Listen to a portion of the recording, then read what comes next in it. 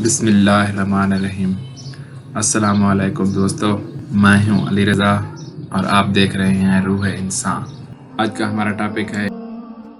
ایک دفعہ ایک شخص امام علی علیہ السلام کی خدمت میں آیا اور دست ادب کو جوڑ کر عرض کرنے لگا، یا علی، آپ فرماتے ہیں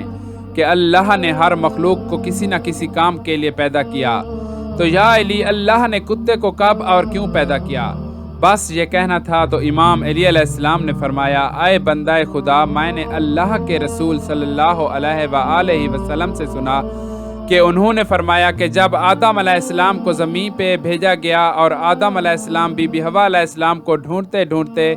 تنہا اکیلے ادھر ادھر پھر رہے تھے، تو جب وادی کہف تک پہنچے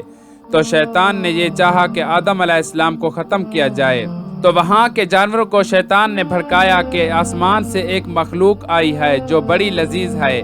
جس کو ایک بار کھاؤ گے تو اس کا مزہ کبھی بھولو گے نہیں۔ تو یوں آدم علیہ السلام پہ ان جانوروں نے حملہ کر دیا، تو اتنے میں اللہ نے جہاں شیطان کھڑا تھا اس کے قدموں سے ایک نر اور ایک مادہ کتا نکال کے آدم علیہ السلام کی حفاظت کے لیے رکھ دیا، اور ان کتوں نے کچھ جنگلی جانوروں کو کھا لیا اور کچھ کو بھگا دیا، اور آدم علیہ السلام کے پیچھے پیچھے وہ کتے چلتے رہے یہاں تک کہ وہ بی بی حوا علیہ السلام تک آ پہنچے، اور پھر اللہ نے ان کتوں کو انسان کی حفاظت کے لیے رکھ دیا۔